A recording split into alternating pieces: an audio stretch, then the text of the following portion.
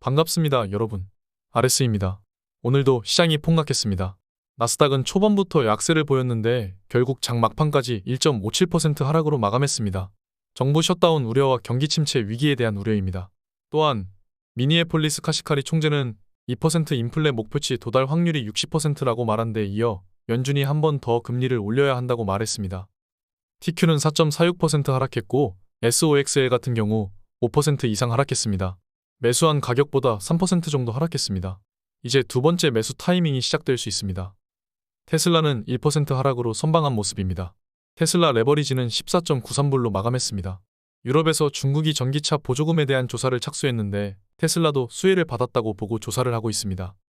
미니애폴리스 카슈카리 총재는 금리를 한 번 더 인상할 필요가 있다고 이야기했습니다.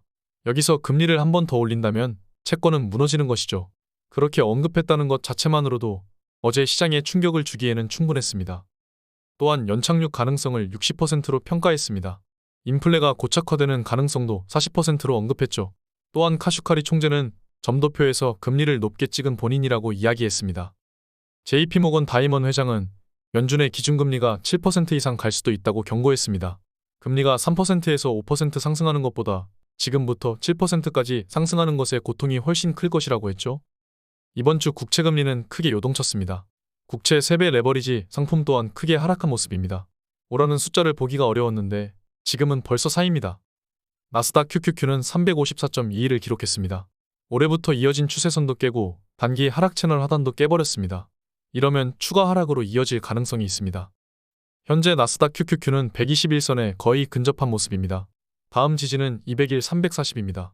저는 나스닥이 정말 크게 조정을 받는다면 320대까지 올 수 있다고도 보고 있습니다. QQQ를 주봉으로 본다면 그동안 하락에 대한 조정이 320불까지 이어질 수 있다는 것이죠. 200주선과 겹치기도 하고 그동안 주요 지지와 저항이 있던 자리였습니다.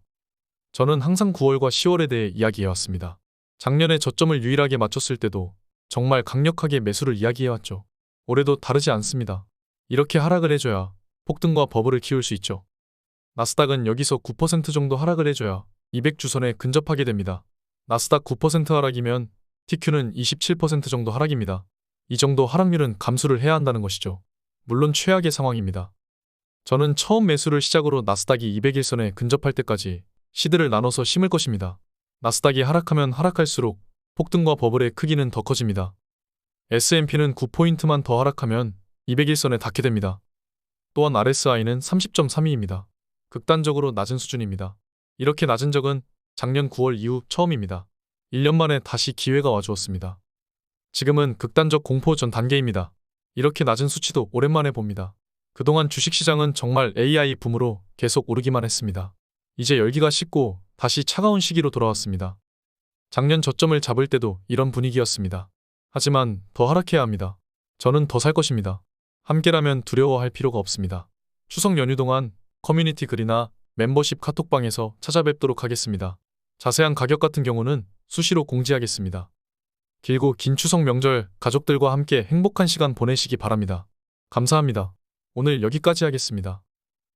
지금까지 목숨 걸고 레버리지와 테슬라 투자하는 RS 미국 주식이었습니다. 감사합니다.